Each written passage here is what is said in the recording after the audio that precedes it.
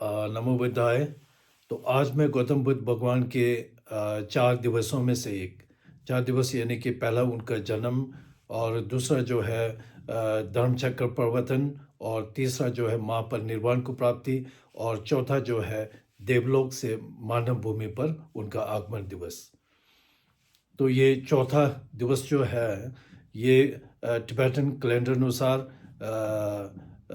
9वें महीने का 22 तारीख और इंटरनेशनल कैलेंडर अनुसार जो ये नवंबर का 22 तारीख को यानी कि दोनों के साथ में चल रहे हैं तारीख जो है। तो ये जो है कल पूरे विश्व में जो है जितने भी बुद्धिस्ट के लोग हैं या जो बुद्धिस्ट को पसंद करने वाले हैं वे सभी कल इस दिवस को जो बड़े धूमधाम से मनाने वाले हैं। तो आप लोग भी बड़े धूमधाम से मनाएं। तो मैं इसके बारे में थोड़ा बहुत बताने जा रहा हूँ, ये देवलोक से मानव भूमि पर आगमन के बारे में।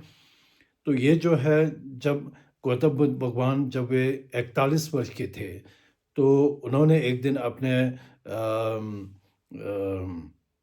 अभिज्ञ के बल पर हम जो बोटी भाषा में वंशी कहते हैं या आप ये भी कह सकते हैं अपने विजडम के बल उन्होंने जो है अपने स्वर्ग के माता महारानी महामाया को जो है देवलोक में उनका पुनर्जन्म लिए हुए उन्होंने देखा। देवलोक भी जो है देवलोक अब अन्य प्रकार के हैं। देवलोक में से अभी ये जो है कामदेव भी ये 6 प्रकार के होते हैं। उसमें से कामदेव के तुषिता में जो है तुषित बोले या तुषिता में जो है उनका पुनर्जन्म लिए हुए उन्होंने गौतम बुद्ध भगवान ने उन्हें देखा।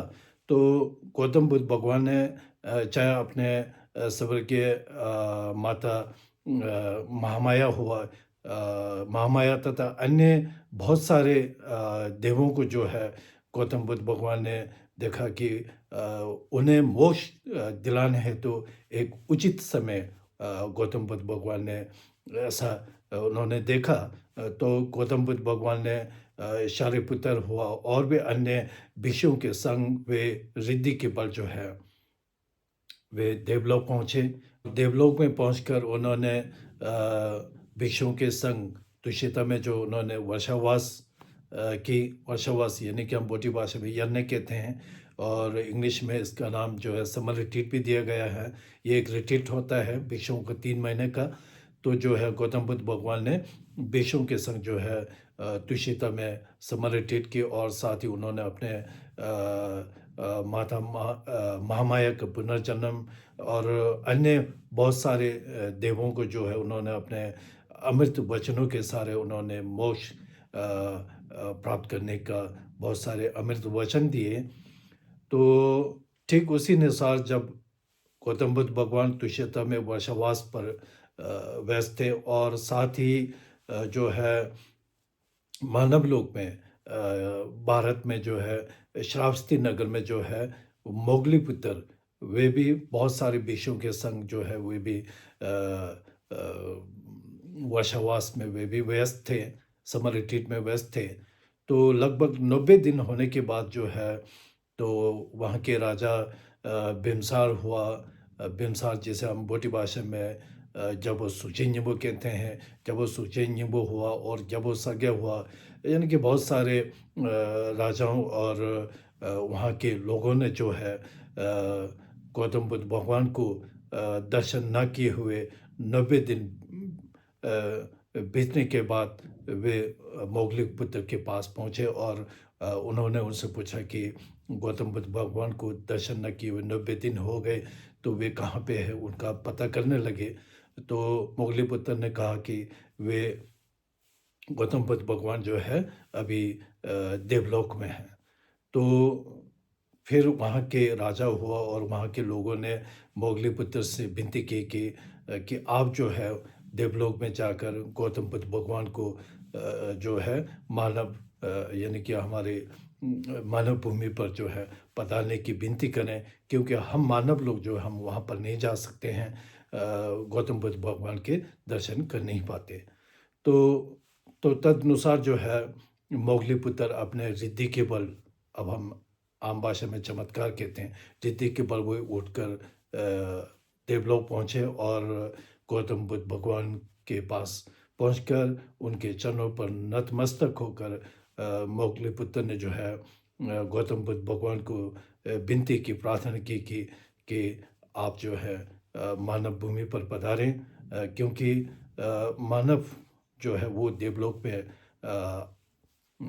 आना नामुमकिन है, पर देव जो है वो मानव भूमि पर आकर आपका उपदेश को ग्रहण कर सकते हैं। तो उन्होंने विनती की कि कृपया करके आप जो है मानव लोक में फिर से पधारें।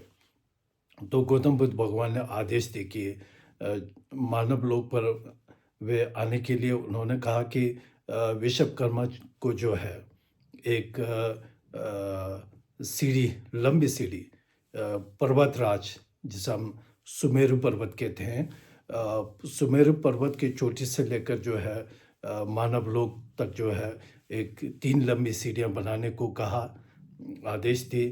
और विश्वकर्मा ने भी 3 बड़े सीढ़ियाँ बनाई। तो विश्वकर्मा के सीढ़ियाँ तैयार होने के बाद जो है उत्तर भारत संकिसा में जो है बहुत सारे राजा और बहुत सारे लोग एकत्रित हुए गौतम बुद्ध भगवान के दर्शन पाने के लिए, उनके स्वागत के लिए, देवलोक से मानव भूमि पर आगमन का स्वागत के लिए बहुत सारे एकत्रित हुए। तो गौतम बुद्ध भगवान वे इंद्रदेव हुआ, ब्रह्मदेव हुआ और बहुत सारे भिक्षुओं के संग जो है वे देवलोक से मानव भूमि पर विश्वकर्मा के द्वारा बनाए गए सीढ़ी के सहारे वे उतर कर पधारे। तो उतरते वक्त जो है कभी-कभी वे अपने रिद्धि के बल सीढ़ी को ना छूते हुए और कभी-कभी जो वो सीढ़ी के बल वे देवलोक से मानव भूमि पर पधारे। मानव भूमि पर लोगों ने, राजाओं और लोगों ने जो है फूलों के बारिश और बहुत सारे मधुर गीत, संगीत और भी अन्य पुष्पहारों के साथ जो है गौतम बुद्ध भगवान का भव्य स्वागत हुआ। तो इसलिए जो है कल 22 तारीख को जो है गौतम बुद्ध भगवान का देवलोक से मानव भूमि पर आगमन दिवस हर साल मनाए जाते हैं। तो आप लोग भी अवश्य मनाएं कल, क्योंकि कल का दिन जो है अगर आप लोग पुण्य का काम करोगे तो जो है आपको पुण्य का फल जो वो लाख गुना मिलेगा। तो अवश्य आप लोग इस शुभ दिन का लाभ उठाएं। सर्वमंगलम।